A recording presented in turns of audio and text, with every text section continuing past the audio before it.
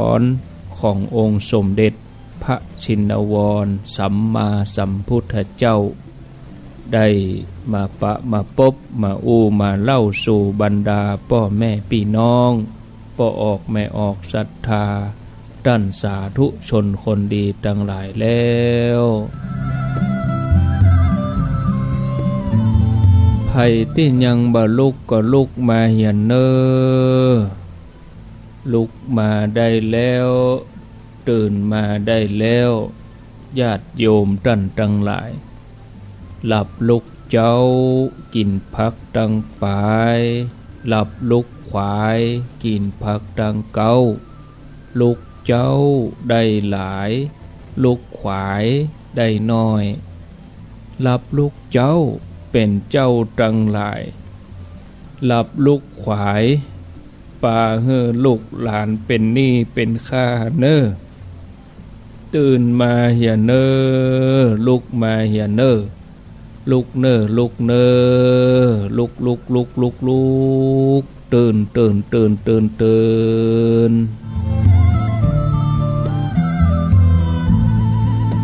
ื่นได้แล้วลุกได้แล้วญาติโยมท่านทั้งหลายลุกเจ้าตื่นตัวเจ้าบัวกาบหันเยื่องนาพังพร้อมลุกควายบดตันโหนตางกีดก้อมก้าตัวบดต้อมปูนอายจุงเก่งเข้าไว้อย่าไปหื้อขวายต่อหน้าสบายจำไว้เนอเจ้าจำไว้เนอเจ้า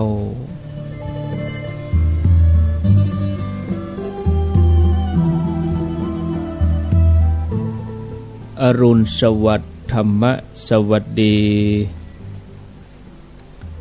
สวัสดียามเจ้า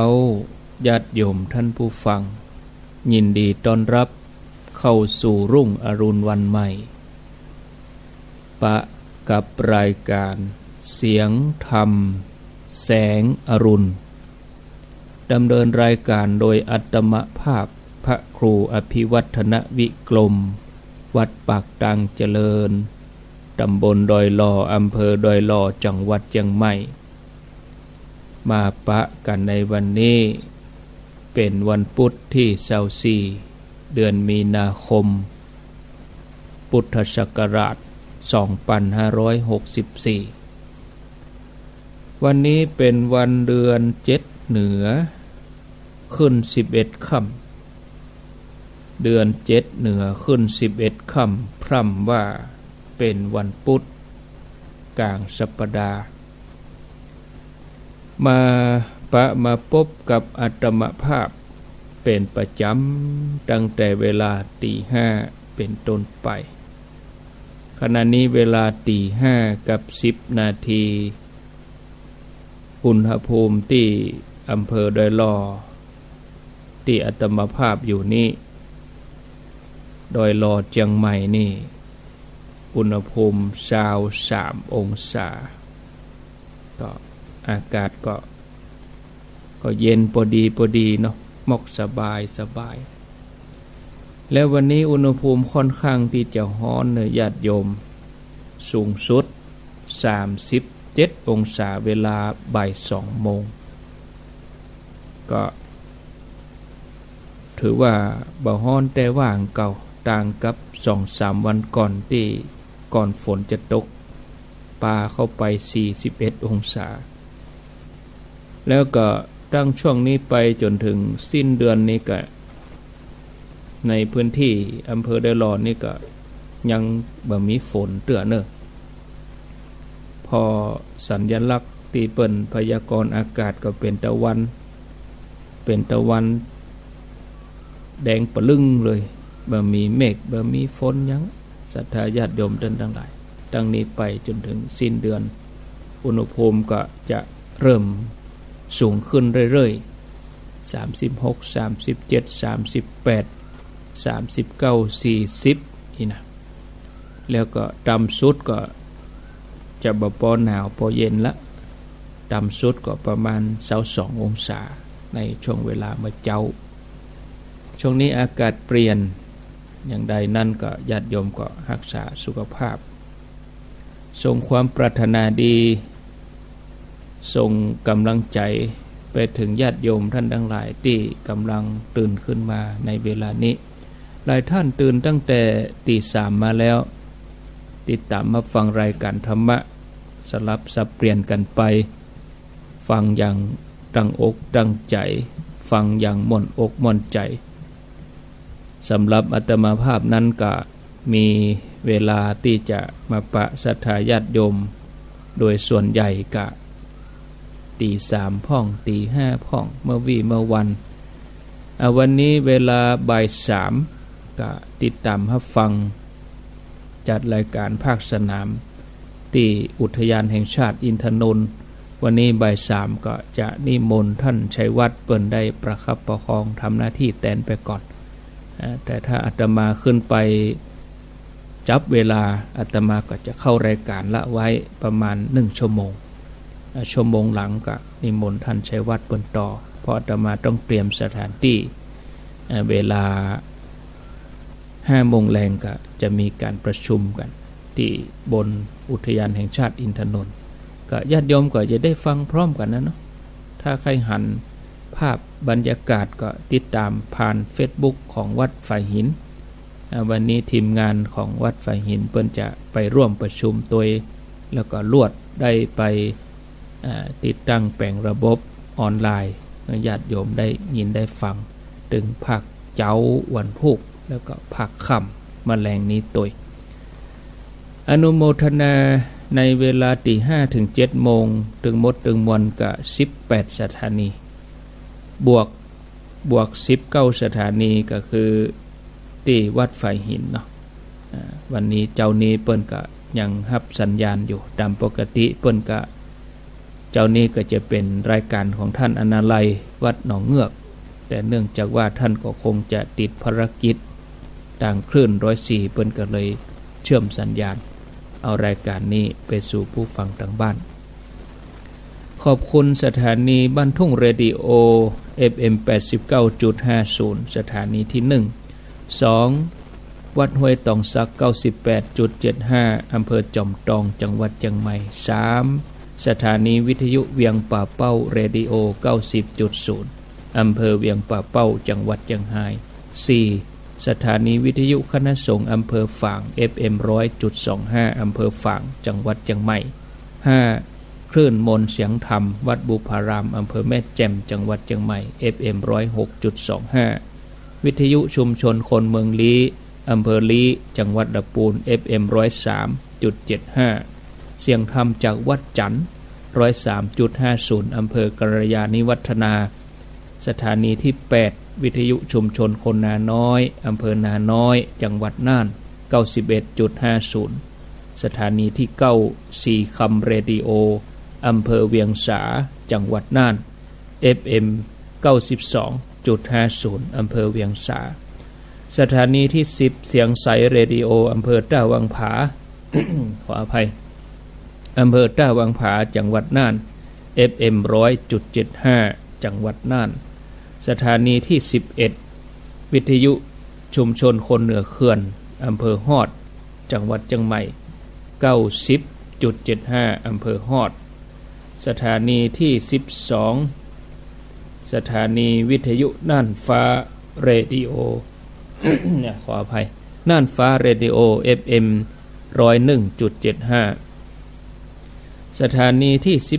13วิทยุชุมชนคนต้นน้ำบ้านโป่งน้ำฮ้อนตำบลแม่เจดีอำเภอเวียงป่าเป้าจังหวัดเชียงราย FM 104.50 14แดนดินทินล้านนา 103.50 บ้านโฮงัวนำบ่อหลวงสันปะตอง 15ล้านนาเรดิโออำเภอศพปราบจังหวัดลำปาง 16 104.50 วัดฝ่ายหิน 17สถานีวิทยุเพื่อการศึกษาและพัฒนาอาชีพRadio Network ณที่วิทยาลัยสารพัดช่าง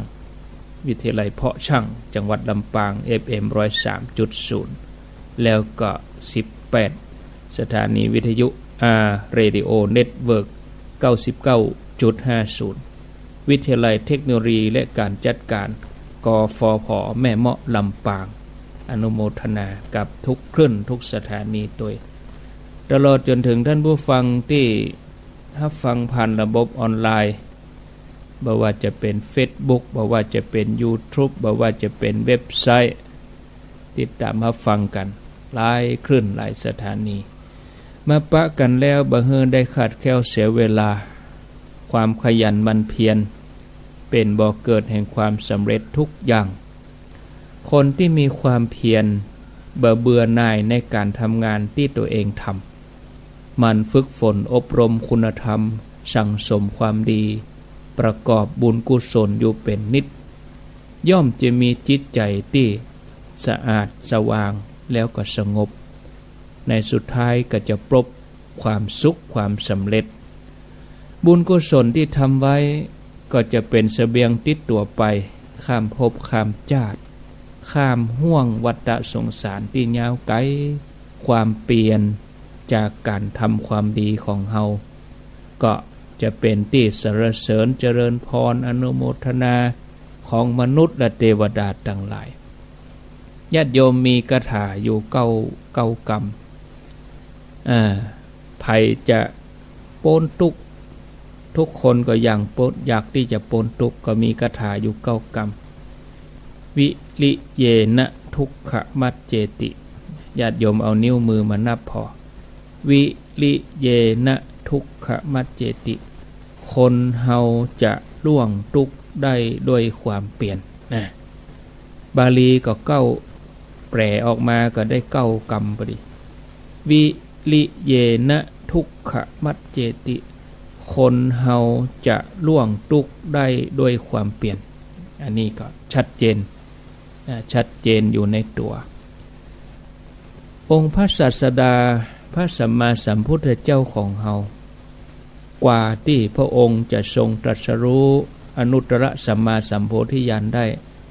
พระองค์ต้องปั้มเพ็งบารมียาวนานต่อใดญาติโยมว่าอย่างน้อยก็20อสงไขยปลายแสนมหากัปนะถ้าปานกลางก็4อสงไขยกับแสนมหากัปอย่างนักที่สุดก็80อสงไขยปลายแห่งแสนมหากัปพระองค์ทรงมีความเปลี่ยนพยายามมีขันติที่เป็นเลิศสร้างบารมีโดยที่บ่คำนึงถึงประโยชน์ส่วนตัวในใจก็ปรารถนาจะนำพาตัวเองพ้นทุกข์ตลอดแล้วก็ยังมีพระทัยที่มุ่งมั่นที่จะช่วยเหลือสรรพสัตว์ทั้งหลายให้หลุดพ้นพระองค์ก็เลยสั่งสมบารมียอมสละทุกอย่างตั้งแต่อวัยวะเลือดเนื้อชีวิตเพื่อจะได้ตรัสรู้เป็นพระสัมมาสัมพุทธเจ้ามาถึงในภพชาติสุดท้ายบารมีของพระองค์ก็เต็มเปี่ยมพระองค์ได้อาศัยพลังที่ยิ่งใหญ่สลัดตัวเองออกจากกามสุขาริกานุโยคความสุขสบายที่อยู่ในพระราชวังซึ่งยากที่คนธรรมดาจะทำได้เสด็จออกบวชผนวดเพื่อหาทางพ้นทุกข์มุ่งมั่นบำเพ็ญเพียรอย่างเต็มที่เต็มกำลังความสามารถบัดเจ้าแต่นั้นพระองค์ก็ยังบ่ย่อท้อต่อความลำบาก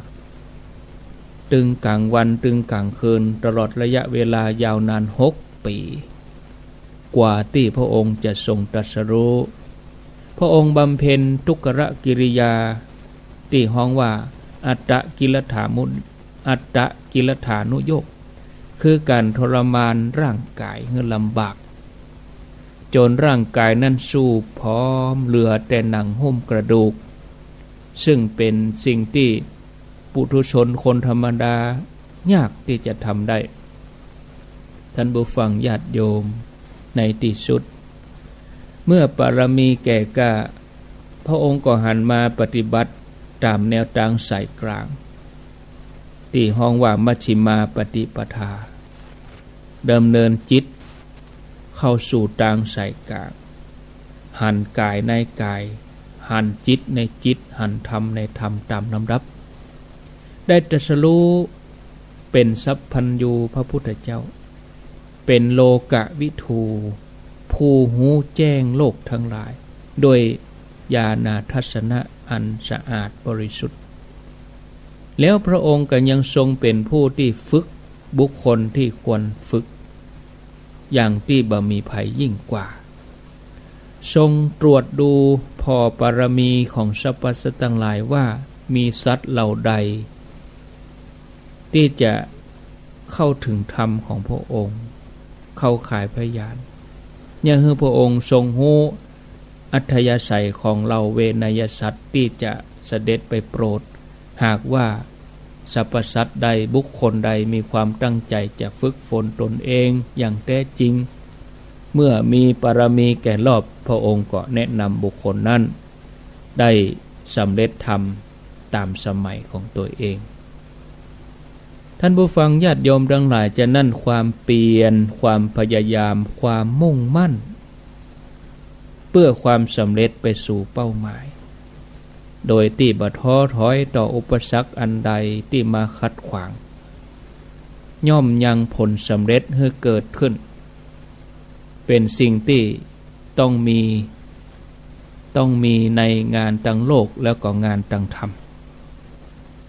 ความเพียรพยายามบ่ได้เพียงแต่ก่อให้เกิดผลดีเฉพาะตัวเก่าเฮาต้องอันแต่ก็ยังเป็นประโยชน์ต่อบุคคลอื่นต่อสังคมอย่างกับโพธิสัตว์เจ้าทุกพระองค์ที่เปิ้นมีความเพียรมุ่งมั่นในการสร้างปรมีจนกระทั่งครบ30ตัดเต็มบริบูรณ์เมื่อได้ตรัสรู้ธรรมแล้วพระองค์ก็ยังยะฮือสรรพสัตว์ทั้งหลายได้ดื่มด่ำกับรสพระธรรมได้บรรลุตามสมัยของตัวเองดังเรื่องที่เกิดขึ้นในสมัยพุทธกาลมีพราหมณ์คนหนึ่งเป็นกุลบุตรเจ้าเมืองสาวัตถีพราหมณ์ผู้นี้ได้ออกบวชถวายชีวิตในพระพุทธศาสนาเมื่อบวชแล้วก็ตั้งใจฝึกฝนตัวเองให้สมบูรณ์โดยข้อวัดปฏิบัติต่างๆบ่ได้ขาดตกบกพร่องจนเจ้าบ้านทั้งหลายหันข้อวัดปฏิบัติต่างก็เกิดความเลื่อมใสในปฏิปทาของท่านปากันมาถวายปัจจัยทายธรรมเพื่ออำนวยความสะดวกในการประพฤติธรรมตั้งแต่นั้นลาภสักการะทั้งหลายก็หลั่งไหลมากมายเกิดขึ้นกับท่านภิกษุทั้งหลายหันอย่างนั้นอันเป็นเปื้อนสหธรรมหันว่าลาภสักการะเกิดขึ้นแก่ภิกษุรูปนี้ก็เลยยกเรื่องของท่านไปสนทนากันที่โรงธรรมสภาบอกว่าผู้มีอายุทั้งหลายภิกษุรูปนั้นยังลาภสักการะมากมายให้เกิดแก่ตัวเองเพราะอาศัยความขยันหมั่นเพียรถึงพร้อมด้วยข้อวัดปฏิบัติยังความผาสุกเกิดขึ้นแก่ภิกษุทั้งหลายเป็นอันนักในขณะนั้นพระพุทธเจ้าพระองค์ก็เสด็จมาถึงพอดีพระองค์ทรงตรัสถามว่าดูก่อนภิกษุทั้งหลายเธอทั้งหลายมาประชุมกันสนทนากันอู้กันด้วยเรื่องอันใดภิกษุทั้งหลายกราบทูลให้พระองค์ทรงทราบแล้วพระองค์ทรงตรัสว่าดูก่อนภิกษุทั้งหลายบัดใจมีแต่ในบัดนี้เจ้าอันแม้ในปางก่อนนั้นภิกษุรูปนี้ท่านก็เคยมีความเพียรมีความพร้อมโดยศีลาจารวัตรเพราะอาศัยเธอรูปเดียวทำให้ฤาษี500 ตนบ่ต้องเข้าไปหา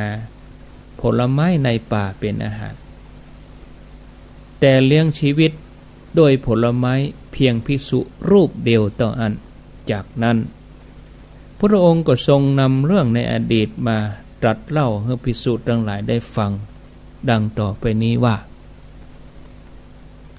ในอดีตการพระเจ้าพรหมทัตเสวยราชสมบัติอยู่ที่เมืองปารณสี ธิสัตว์เจ้าของเฮาถือกำเนิดเกิดในตระกูลพราหมณ์ตระกูลกุลอาทิตยพราหมณ์เมื่อเปิ้นเจริญวัยใหญ่ก็ได้ออกบวชเป็นฤาษีมีฤาษี500 ตนเป็นบริวารอาศัยอยู่ที่เชิงเขาในป่าหิมพานต์ในสมัยนั้นเกิดความแห้งแล้งอย่างที่สุดแม่น้ำในหนองในคลองก็แห้งเหือดเมื่อหมู่สัตว์ทั้งหลายบ่ได้รับน้ำดื่มต่างปากันเดือดร้อนในหมู่บรรดาดาบสทั้งหลายเหล่านั้นก็มีดาบสอยู่รูปหนึ่งหันความลำบากของสรรพสัตว์ทั้งหลายเกิดความเมตตาอินดูสงสารก็เลยตัดต้นไม้มาแป่งหางคือเจาะแป่งหางอย่างหางหมูนี่นะเจาะอย่างเหือนี่ก็ยาวเพื่อจะเอาขังน้ำเอาไว้เป็นที่ตวงน้ำให้สัตว์ได้ดื่มได้กินเมื่อสัตว์ทั้งหลายมากินมาดื่มนักเข้าดาบสก็บ่มีโอกาสไปเสาะหาลูกไม้หัวมันตัวดาบสก็สู้ผอมเพราะอดอาหารเมาก้าแป่งหางน้ำไปตักน้ำมาให้สัตว์ได้กินแต่ก็ยังคงมุ่งมั่นมีน้ำใจโดยความกรุณาเอาน้ำให้สัตว์ทั้งหลายได้กินได้ดื่มหมู่สัตว์ทั้งหลายหันความตั้งใจของดาบสตั้นเจ้าสัตว์ทั้งหลายก็ปากันเกิดว่าดาบสนี้เฮือน้ำแก่เฮา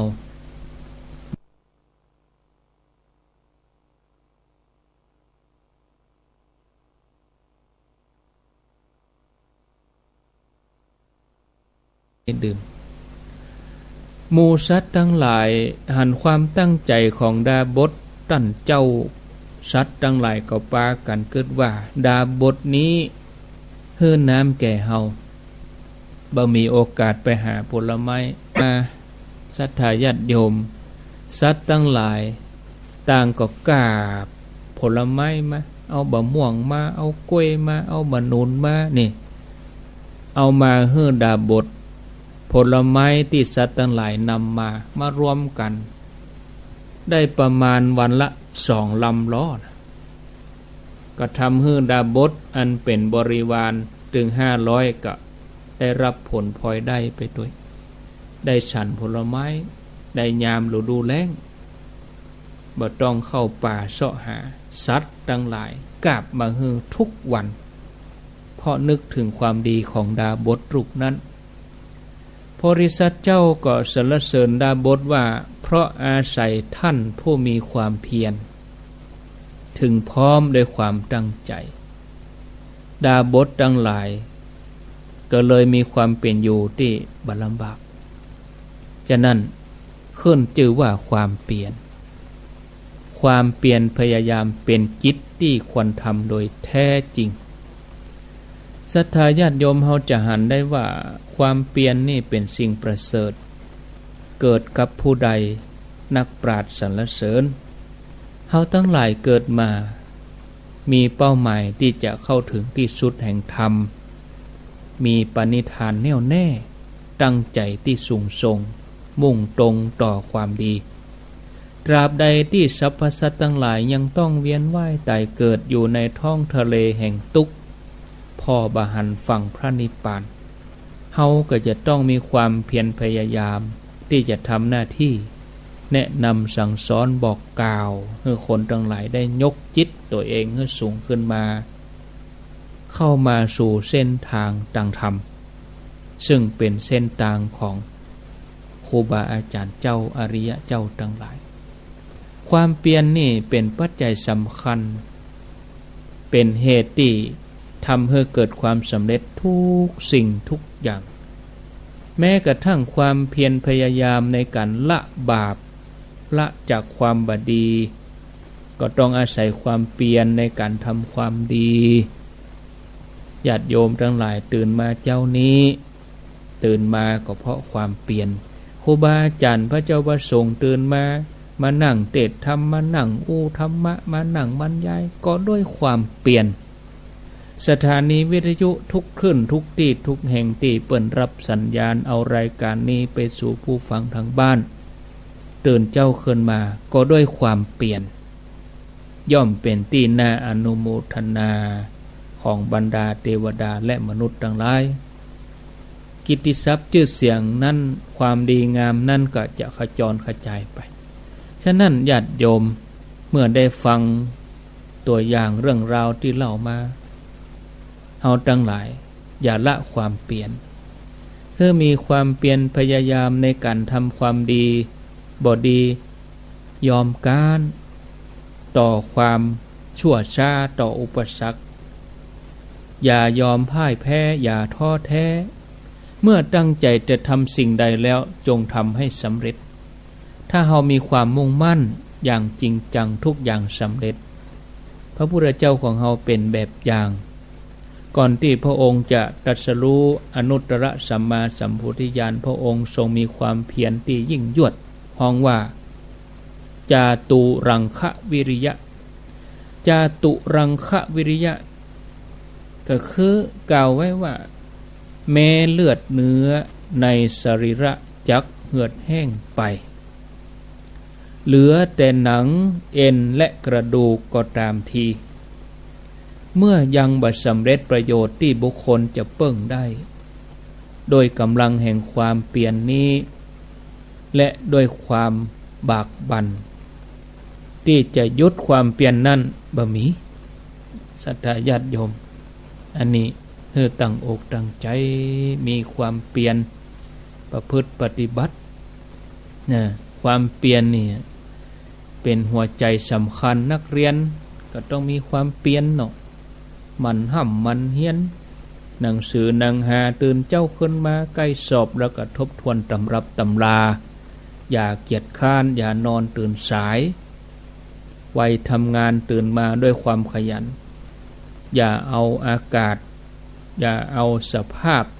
อื่นใดมาเป็นข้ออ้างคนเฒ่าคนแก่ก็มีความเปลี่ยนที่จะอาบน้ำฟังธรรมนะเฮาเกิดมานี่ญาติโยมเพื่อจะสร้างความดีสร้างบารมีสั่งสมกันไปเรื่อยๆทำกันไปเถอะญาติโยมบ่เสียหลายนะอันนี้ก็ฝากไว้ตี 5 กับ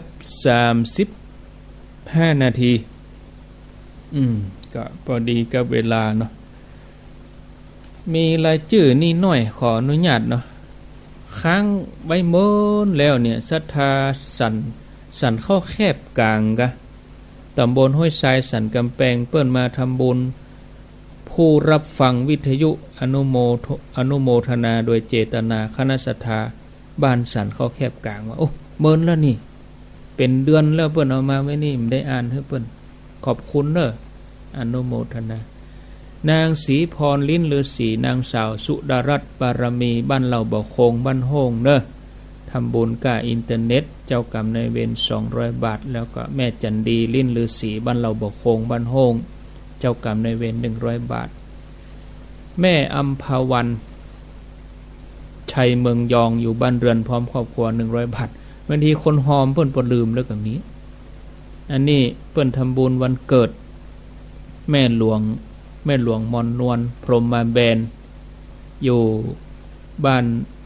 นเบอะตำบลแม่แรงอำเภอปัดสางวันเกิดของเปิ้น1 มกราคม 2461โอ้เมื่อละนี้เปิ้นมาตั้งเมื่อมกราอายุได้103 ปีโอ้103 ปี1 เดือนกับ25 วันวะทำบุญกันเทศ100กันน้ำกับไฟ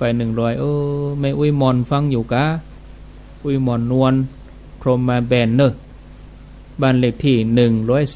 130หมู่8บ้านป่าเบอะตำบลแม่แรงอำเภอป่าซางจังหวัดลำพูนอายุได้103 ปีแม่อุ้ยพ่อจำรัดแม่แก้วมณีหารบ้านเราบ่อโคงบ้านโฮง100 บาทเจ้ากรรมนายเวรแล้วก็ทำบุญกับอินเทอร์เน็ตแถมเนาะ100 บาทแม่ผายบ้านจ่องกะตลาดใหญ่มาตัวตุลุงมานิดเมินแล้วนี่ตุลุงมานิดบ่ลืมแล้วก็หมูเพิ่นมากันมาอันป้อน้อยอินสมแม่บุญทอง ราชทางบ้านแม่ห้วยเงินเหนือหลวงพ่อมานิดแล้วก็อนุโมทนาหลายผู้หลายท่านนะรวมกันมานี่รวบรวมกันมาอนุโมทนาโดยแม่ถนอมไทยยันโตนางสาวอย่างนนทิดานิดหน่อยดวงสิงห์ธรรมแม่บัวผายยอดชมพูพ่อสมราชทังนายชัยภพระวิมีแล้วก็พ่อดวงยอดกันทาด้วยแม่อำนวยยอดคำปาเนาะป้าหนอมถ้วยยันโตบ้านแม่ห้วยเงินใต้ป้อนานเสน่ห์ดวงสิงห์หราแม่อำนวยยอดคำปาแม่ห้วยเงินใต้ป้อน้อยอินสมแม่บุญทรงราชทังแม่ห้วยเงินเหนือแม่สวยวังสิงแก้วได้รับเรียบร้อยแล้วแม่วันเพ็ญพินโยริศกิ่วแลน้อยโอเมอแล้วนี่ทั้งเมื่อวางศิลาฤกษ์เจดีย์กิ่วแลน้อยละไปเดียวเจดีย์พอจะแล้วล่ะวันที่6นี่เนอะวันที่6เปิ้นจะยกยอดชัดเจดีย์วัดกิ่วแลน้อยเจดีย์ลำปางหลวงจำลองเนอะแม่วันเพ็ญพินโยริศแม่จำเนียนตาคำน้อยกิ่วแลหลวง100 บาทโดตั้งเมื่อเปิ้นวางศิลาฤกษ์เจดีย์กิ่วแลน้อยละมันได้เอามาอ่านให้เปิ้นไปเดียวเจดีย์พอจะแล้วล่ะญาติโยมทั้งหลายบางทีมันมีเวลาได้อ่านเนาะมันล่ำได้อยู่อ่านให้ญาติโยมจะอ่านนักก็กลัวเบียดบังเวลาอย่างกะบางทีคนที่เปิ้นฟังอยู่เปิ้นก็เป็นรายการอ่านชื่อไปอย่างนี้ไม่ใช่รายการธรรมะอันนี้ก็ต้องขออภัยเนาะไล่หากันโยมที่ฟังลำปางก็หอมที่ลำปางบนฟังเมืองลี้ก็หอมเมืองลี้ฟังเวียงป่าเป้าก็หอมเวียงป่าเป้าเนอะฟังชัยปราการฟังเมืองฝางก็หอมที่หลวงป่อปุ่นเลยฟังแม่แจ่มก็หอมแม่แจ่มปุ่นอย่างลำปางอยู่โซนแม่เมาะก็หอมที่ท่านสาธิตท่านเนอะอยู่ตรังเมืองปานก็หอมที่ท่านสมชาติท่านเลยมาต้องมาหอมเตียตมาละครูบาอาจารย์เพิ่นก็จะได้เอาเป็นกะอินเทอร์เน็ตกะอย่างที่เพิ่นจัดรายการนะได้สนับสนุนกันซึ่งสถานีตึงโมดนี่เขาก็บ่ได้ไปเจ้าไปจ้างอันยังโดยจิตเมตตาของสถานีทุกคลื่นที่เพิ่นได้คือความอนุเคราะห์เวลามาเนาะแม่บุญสืบโปทยะกิ่วแลน้อยเนอะ100 บาทป้อตานแม่สีวันแสงคำบ้านต้นแก้วน้ำบ่อหลวงโยมนิดหน่อยแสนอ้ายบ้านแม่ห้วยเงินแม่ลำดวนเชื้อไทยบ้านหัวฝ่ายเมืองเลนสันทรายป้อไพบูลย์แม่เจริญปกปิงเมืองเนออันนี้ถวายมาเป็นการนำกับไฟกะอินเทอร์เน็ตแม่บัวไขปันอิยะบ้านสันเข้าแคบกลางหันว่า104เปิ้นฮับก็เลยเอามาอ่านถ้า104บ่ฮับเจ้านี้ก็บ่ได้อ่านคนเปิ้นก็บ่ได้ยินนะแม่สีมอนใจมหาวันอันนี้รอตอนี่อย่างพ่อเนอะเปิ้นเขียนรอตออีนะแม่สุทัศน์อรินแก้วบกอีกว่าบกนี่อย่างบ้านกลางกะปอเจริญแม่บุญยวงอุทยอดสันกำแพงแม่จันทราอุดคำสันเข้าแคบกลางแม่ดวงมาลัยปัญโยสันเข้าแคบกลางด้านไว้ไปหน้านายสนิทอินทจักแม่บัวครี่เสนน้องสันเข้าแคบกลางสันกำแพงแม่น้อยปิมปาดวงฤทธิ์สันเข้าแคบกลางนางสมศรีแก้วหลวงสันเข้าแคบกลางนางเกียงคำยะยองสันเข้าแคบกลางแม่แก้วต้อนรับหมู่1เมืองปานแม่คำแปงปทุมทาสันหินดอยหล่อ100 บาทเฮียซิวเจสมบูรณ์อิฐสกุลวง100 บาทโอ้ตั้งเมื่อไปเมืองปานแล้วดูเอาเมืองปานชาวกุมภาชาวมกราก็เอาไปเนาะโอ้ชาวมกราแล้วนี่ผ่านมาเดือนกึ่งแม่เตือนตาอินตา100 บาทยายอวนกิตติลังกา50 บาทนางทับทิมอินตาสันหิน20 บาทเอาเหลือนี่แหมน้อยเดียวแม่แก้วอินตะวงป่าแงะเนาะแม่จันเดินใสกับแม่เดินเพนทิมวางร่วมบุญเป็นการอินเทอร์เน็ตมาคนละ500 บาทเป็น 1,000 บาทแม่ติ๊บหลานป้อบ้านป่างิ้วบ่อสร้างแม่ติ๊บหลานป้อนี่หอมมาหลายอย่างเนอะบ้านป่างิ้วนะหอมตู้ลุงด้วยหอมหลายๆตนก็อนุโมทนาในสุวิทย์นามสกุลบัชัดเจนเนาะสหัสแปง นางติ๋มสหัสแปลงนายสุกเกษมสหัสแปลงครอบครัวนางพรเสาแก้วครอบครัวนายบัญชากล้าหาญครอบครัวแม่เขียวเสาแก้วแล้วก็แม่พรอินชัยบ้านโป่งเทวีนายปียพงษ์สุขบุญสันนางอาทิตตาสุขบุญสันนายพีระปีสุขบุญสันนางสาวสร้อยปลาสร้อยอย่างนี้โอ้อ่านบ่ชัดนางสาววังฐานเถียนวัดไปหน่อยนายนครปัญโยแม่ฟองไหลแก้วแปงจันบ้านกูฟังทุกวันแม่ติบหลานป้อนี่อยู่ปางงิ้วบ่สร้างนะอนุโมทนาตานหลายอย่างแม่ติบนี่แม่ฟองไหลแก้วแปงใจบ้านกูเวียงปะเป้าครอบครัวสุขบุญสันอนุโมทนาเนาะแล้วก็มีอนุโมทนามาแถมเมื่อกี้ซองแล้วนะแม่ฟองไหลแก้วแปงจันบ้านกูเวียงแม่กัญญาธนคำบ้านป่าแงะแม่ฟองไหลอันนี้ก็หลายซองแล้วแม่ฟองไหลนี่แม่เรือนเสาแก้วอนุโมทนาแม่คำดิบแก้วพรหมทะพร้อมกับนายอัครเดชแก้วพรหมทะนายนิวัฒน์แก้วพรหมทะร่วมทำบุญเป็นศรัทธาศรีสุทธาวาสนี่100 บาททำมาหลายซองเนาะการนำกับไฟกันเทศมาซองละร้อย5-6 ซองก่อนกับอินเทอร์เน็ตตัวนะสำหรับแม่คำดิบแก้วพรหมทะตั้งเมื่อไปเทศเข้ากรรมที่ว่าการอำเภอแล้วดูโอ้เหมือนนักแกแล้วก็ยังมีแหมลายนะมาได้เอามาอ่านเถื่อนก็จะทยอยเอามาอ่านวันละน้อยหน่อยญาติโยมเนาะถึงแม้ผู้ที่เปิ้นหอมเปิ้นอาจจะบ่ได้ฟังแต่ก็ถือว่าญาติโยมที่ฮู้จักมาเคยได้ยินก็ได้ยินแล้วเด้ออีกก็อนุโมทนาด้วยกันเนาะสาธุเราไปเอาปอนเนาะสัพปีติโยวิวัชชันตุสัพพะโลโกวินัสสันตุมาเตภวัตวันตรายโยสุขีทีฆายุโกภวะอภิวาทนาสีลิสนิจังอุทธาปจายโนจัตตาโลธรรมาวัฏันติอายุวันโนสุขังปัลลัง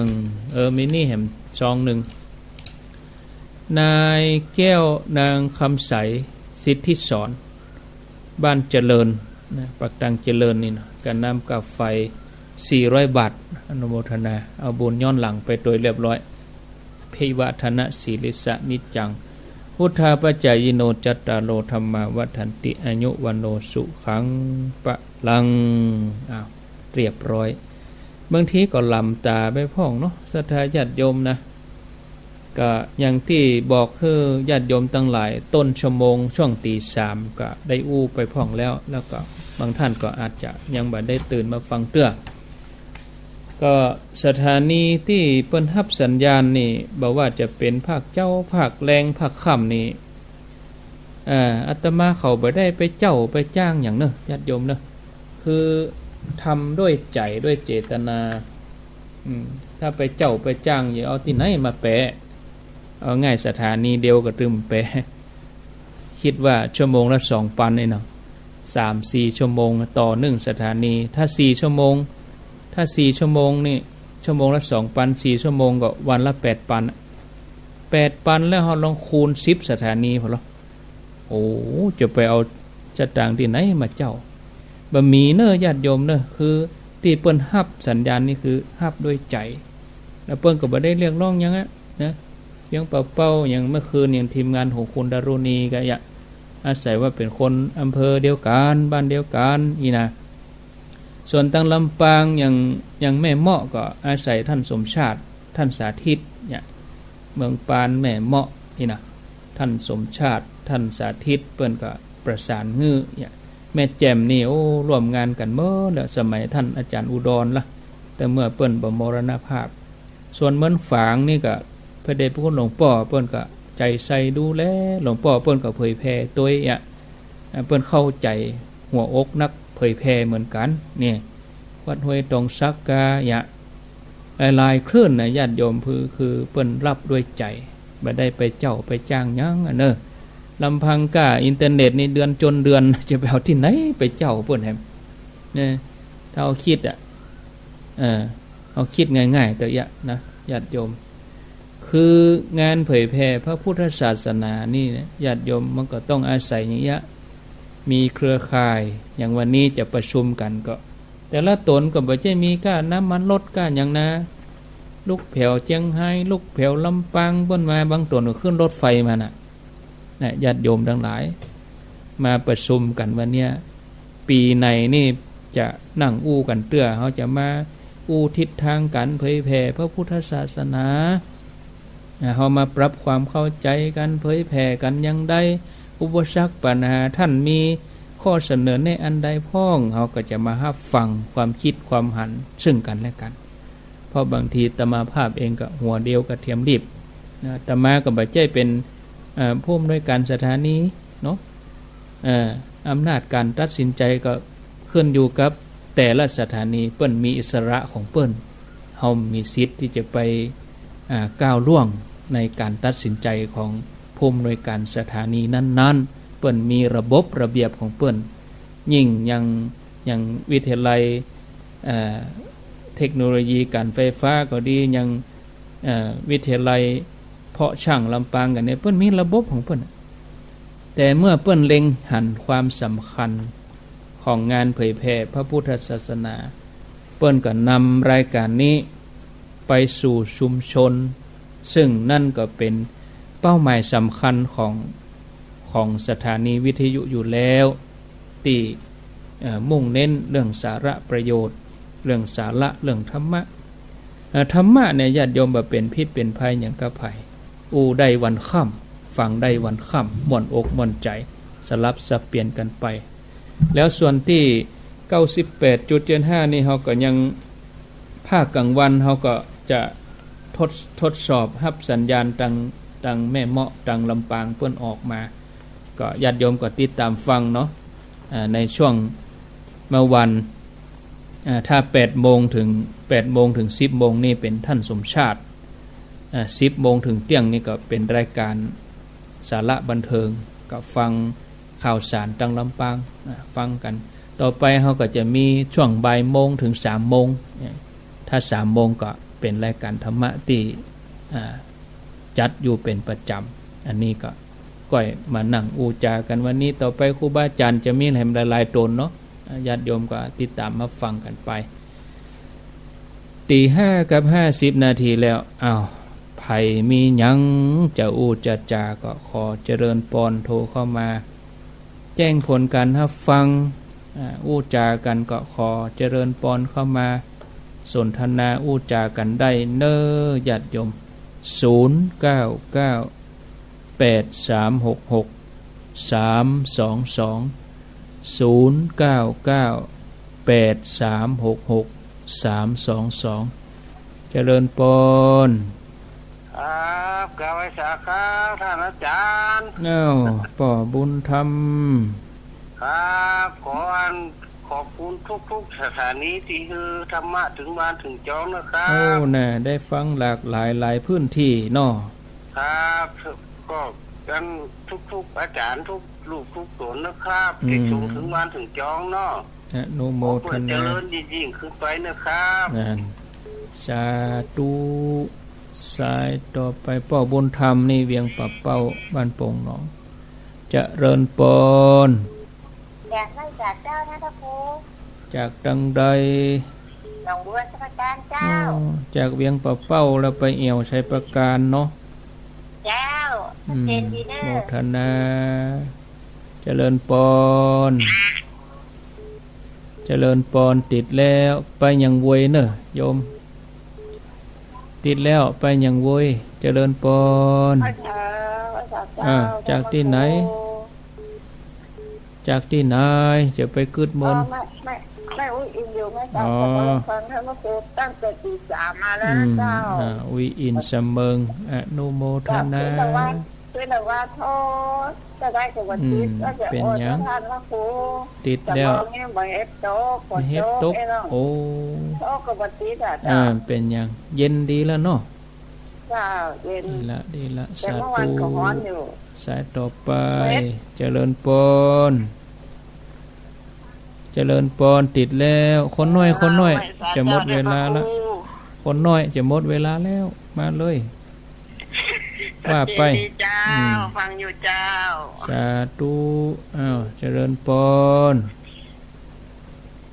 เจริญปนจากที่ไหนอ้าวจากดังใด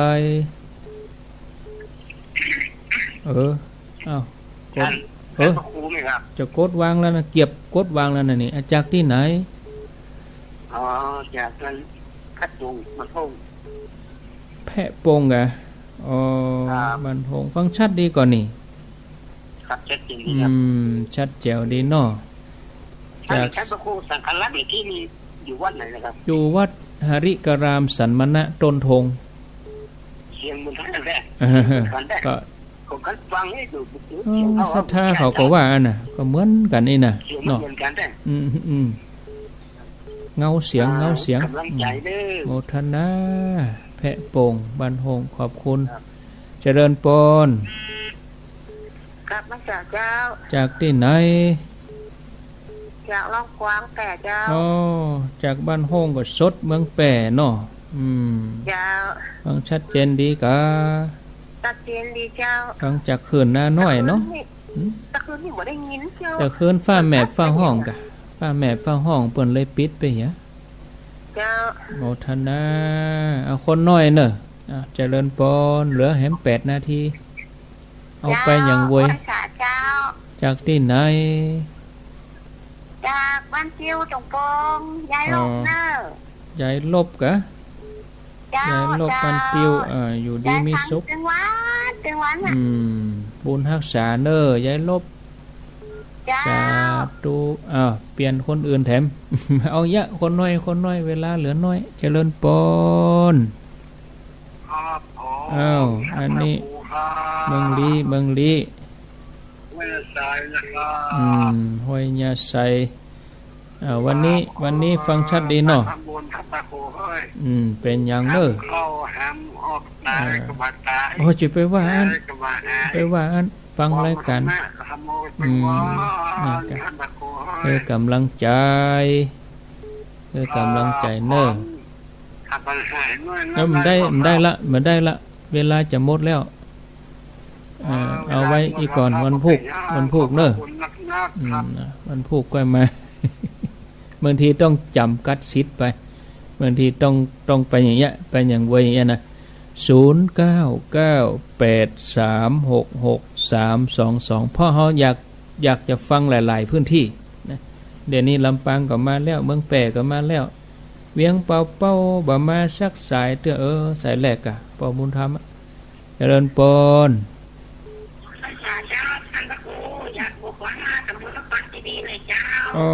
นครเจดีย์ป่าซางเนาะโมทนาอยู่ดีมีสุขบุญกรรมบุญจูเจริญปนจากที่ไหนบนดอยเจ้าบนดอยแม่บัวเขียวกะเจ้าแม่บัวเขียวห้วยส้มปล่อยเนาะ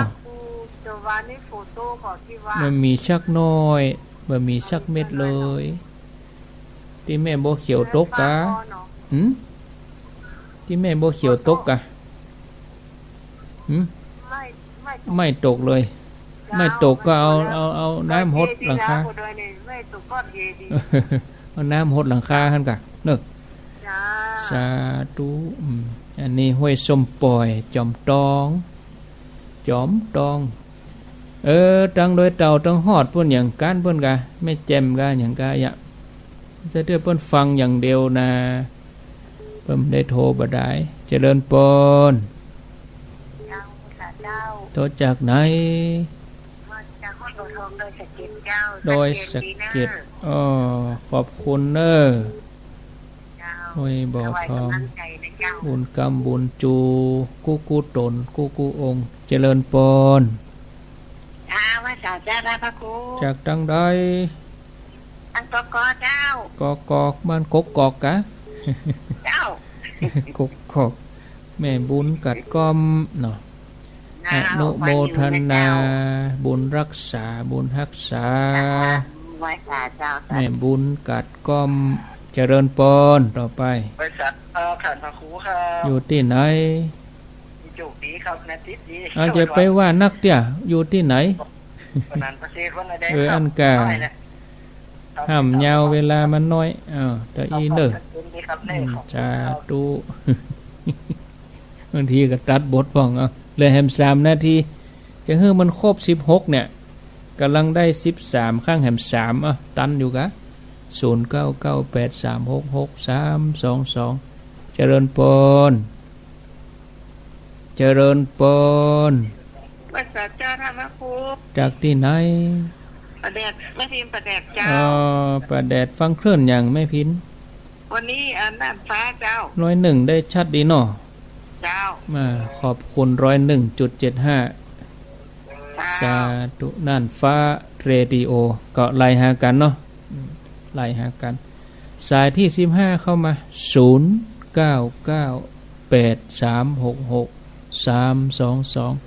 เจริญปน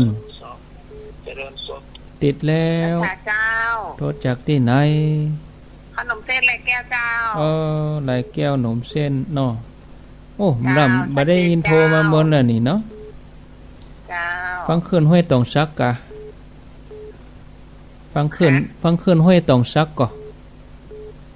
98ไหลไปตั้งได้ก็จับหมดเนาะอนุโมทนาเด้อบ้านปอเสอิงเขาเอาสุดท้ายไผจะเป็นลูกล่าควงหอมจังใหม่ละปูนก็ว่าจังไห้ก็ว่าลำปางลูกล่าควงหอมเนอะเจริญปนเจริญปนสุดท้ายอยู่ที่ไหนบุญตันบุญตันป่าไร่3 ยอดบ้านเรือนอนุโมทนาพ่อบุญตันสวัสดีสาธุจบเตอีไปอย่างเวยลวดลาไปเลยญาติโยมทั้งหลายทวนสาย1พ่อบุญธรรมโป่งน้องเริ่มต้นพ่อบุญธรรมก็มาจบที่พ่อบุญตันพ่อบุญธรรมโป่งน้องเนอะเวียงป่าเป้าสายที่2หนองบัวชัยประการสายที่3แม่อุ้ยอินเสมิงสายที่4แม่จันเรือนใสบ้านเวียงตะการสายที่5แพะโป่งบ้านโฮงสายที่6ร้องกวางเมืองแป่สายที่7บ้านติวใหญ่ลบตุ้งโป่งสายที่8อันนี้ห้วยยาใสเมืองลีสายที่9นครเจดีย์ป่าซางสายที่10แม่บัวเขียวห้วยส้มปล่อยจอมตอง11ห้วยบ่อทองดอยสะเก็ด12แม่บุญกัดก้อม13ป้อนานประเสริฐนาน้อย14แม่พินป่าแดดเวียงจังใหม่101.75 15ขนมเส้นหลายแก้ว 98.75 แล้วก็16สุดท้ายตีป้อบุญตันป่าไร่ขออนุโมทนาทุกท่านเวลาหมดเวลานำรายการจากลาท่านผู้ฟังไปก่อนอนุโมทนาทุกท่านรายการต่อไปเป็นหลวงพ่อพระครูวิสิตศิรพรวัดวังสิงห์คำส่วนตังเมืองฝางก็จะทำวัดสวดมนต์เนาะอนุโมทนาทุกท่านอายุวันโนสุขังพลัง